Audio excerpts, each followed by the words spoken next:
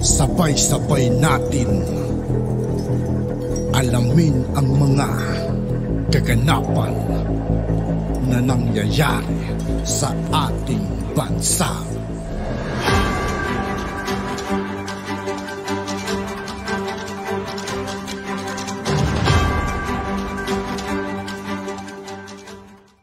Yo, what's up mga kaibigan? This is I2K po again. Ngayon nandito ulit tayo sa channel ni Pinas News Insider. Dito ulit tayo magbibigay ng komento at reaksyon. Kaya samahan nyo ako guys. Let's go! Sa iba pang balita, Senator Amy Marcos, binanata ng katanungan si DSWD Secretary Win Tulfo patungkol sa bilyon-bilyong pondo na pinakakawala ng DSWD at sa malaking problema nito sa programang Pangtawid Pamilya Pilipino Program o 4Ps. Dito nga ay napalaban at hindi mapigilan ni DSWD Secretary Win Tulfo na maglabas ng kanyang hinaing na siya namang ikinagulat ng maraming senador. Pero bago natin simulan ang balitang ito, kung bago ka pa lamang sa aming channel, please huwag kalimutang mag-subscribe at i-click ang notification bell para mas maging updated pa kayo lalo sa lahat pa ng bagong video na i-upload namin. At eto na nga mga kababayan, tila nagulat at nabigla ang DSWD at si Secretary Win Tulfo sa mga matinding tanong at nadiskubre ni Senator Amy Marcos tungkol sa mga programang Pantawid Pamilyang Pilipino Program o 4Ps. At agad naman itong umani ng samut-saring reaksyon sa social media. At ayon pa sa kanila, good job Senator Amy Marcos at nabusisi mo ang kapalpakan ng DSWD. Marami ang qualified na makakuha ng ayuda na hindi nabigyan, kawawa naman sila. Dapat lang na imbestigahang mabuti ng gobyerno, lalo na bawat barangay sa buong Pilipinas, kung sino-sino ba ang dapat maging miyembro ng 4Ps. Sana ang DSWD huwag magbulag-bulagan na hindi lahat ng miyembro ay poorest among the poor. Kasi marami dyan porket malapit sa mga nanunungkulan sa barangay official o mismong appointed ng barangay official ay kasali na sa 4Ps. Kahit ito po ay may kakayahang buhayin at pag-aralin ang kani-kanilang anak. Mas marami pang deserving na dapat natulungan pero hindi nakasali sa 4Ps. Kasi nga, pinupolitika minsan ang pagpili ng magiging 4Ps member. Realidad po yan. Salute Senator Amy Marcos. Ganyan dapat ka-strikto para malalaman kung saan napupunta ang mga pera. Kahit di sakop ni Senator Tulfo ang nakaraang taon, ipapasilip pa rin niya kung saan napunta. Good job po Senator Tulfo. End quote. Yung significant COA sub-findings natin from 2021, I just briefly like to ask, kasi budget hearing to, let's clean the books muna. Maayos na ba itong mga cash advances sa field offices na namamayagpag sa 7.964 billion? Have we cleared these cash advances and the other COA findings? Have we acted on them? Would you, Sec. Crisanto or Director Wayne, like to reply? I wasn't ready. Okay.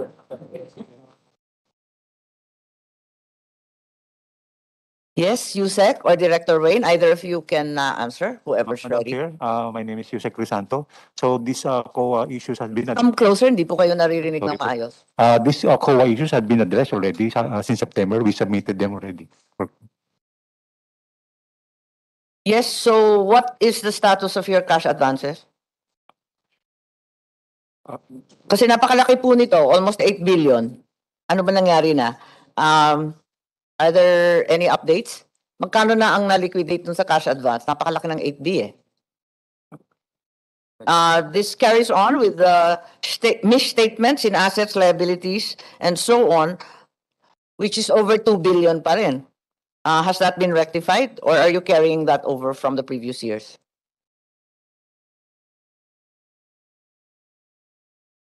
Yes, anyone please? These are only COA findings, no? Dapat handa kayo dito.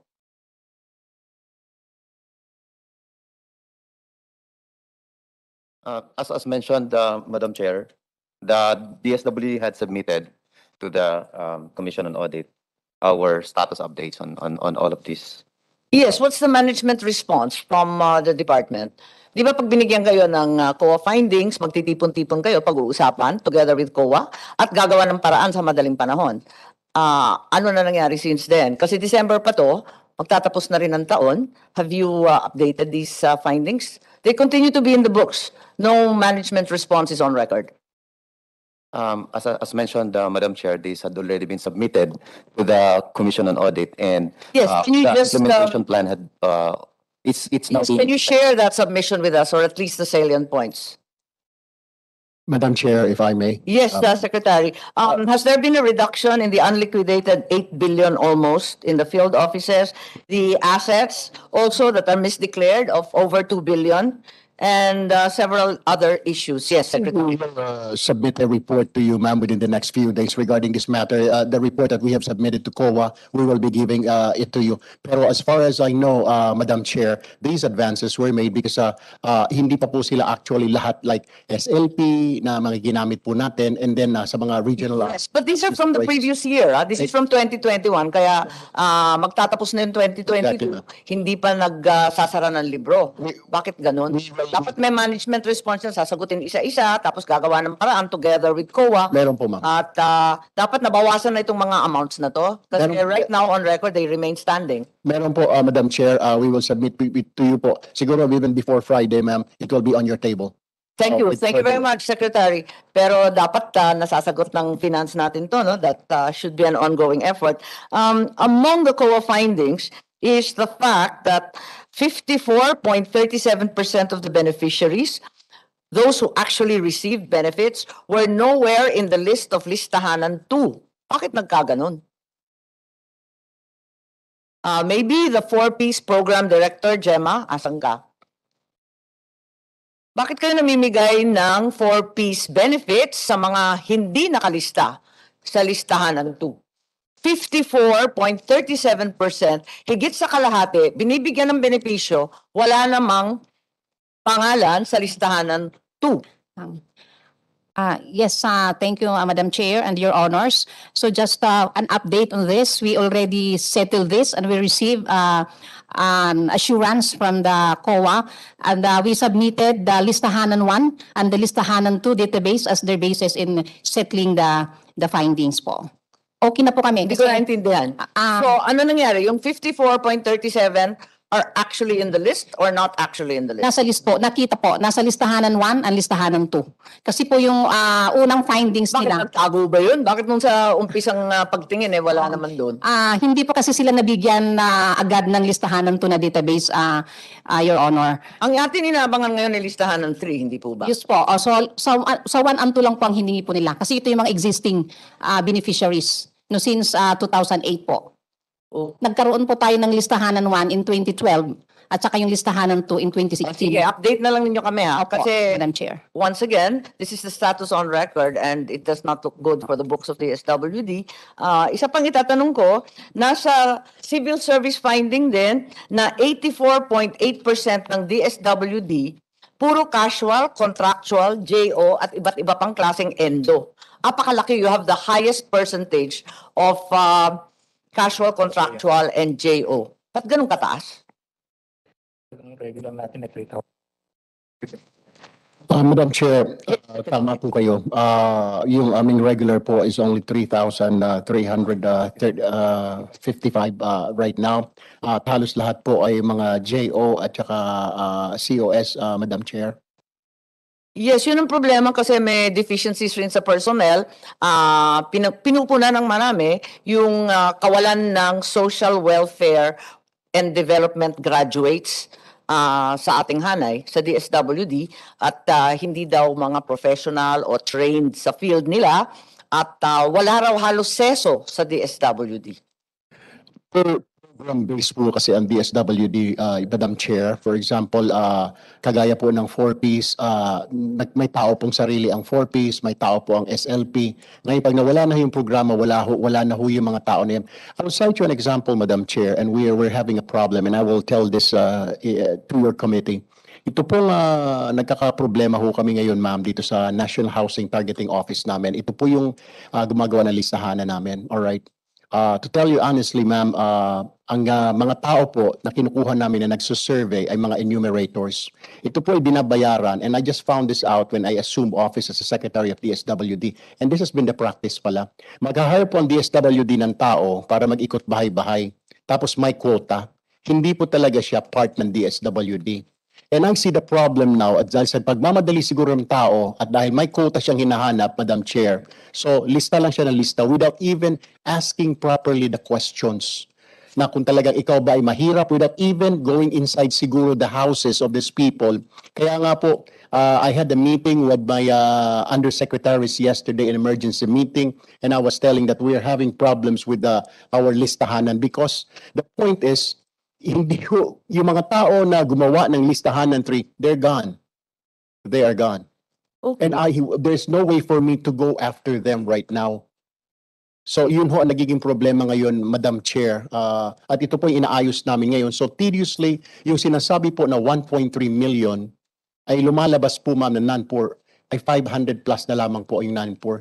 Yung 700 plus po ma'am, kailangan ibalik ulit sa 4Ps because nagka-pandemic po tayo, ma'am. Natapos po yung listahan ng 3. Kaya hindi po namin mailabas-labas ang listahan ng 3 because of the fact na may pandemic po tayo and hindi na po effective or valid yung sinasabi ng listahan ng 3 na 1.3 million ay graduate na, ay kaya nang tumayo sa sariling paa because of the fact we have pandemic. Pero Natapos, Madam Chair, I'm sorry ma'am, Yes. Natapos po yung listahan ng 2019. Nagka-pandemic po tayo ng 2020 and 2021. Therefore, wala naman siguro yumaman during pandemic. So we have to take them back.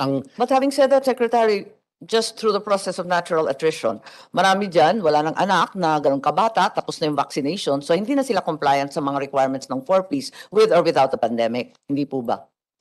Tama din po ma'am. As a matter of fact, meron din po tayong safety measure dyan, yung batas na naipasa po ng 2019. Na sinasabi you can only stay there for 7 years. Ang problem din ho na kailangan ho siguro i-revisit ng ating po mga mambabatas, yung effectivity date po nito.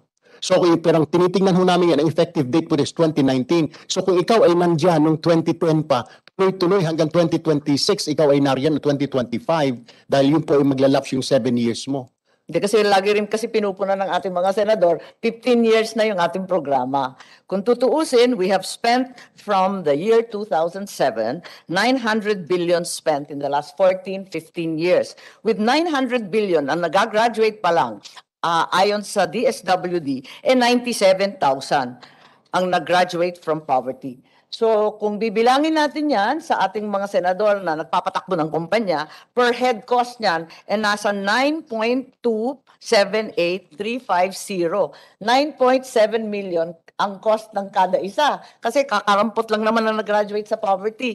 Ano kaya binigyan na lang natin yung mga yan ng 9.2 million? Laking tuwa yan, siguradong milyonaryo kagad. At yun na nga mga kababayan, ano na ang masasabi mo? Kung mayroon kayong hinaingan. At yun nga po mga kaibigan, dito po nagtatapos ang ating reaction video. Muli, ako po si I2K ng Sundalo ng Donggalo. Maraming salamat sa patuloy na pagsuporta. Yeah, peace out.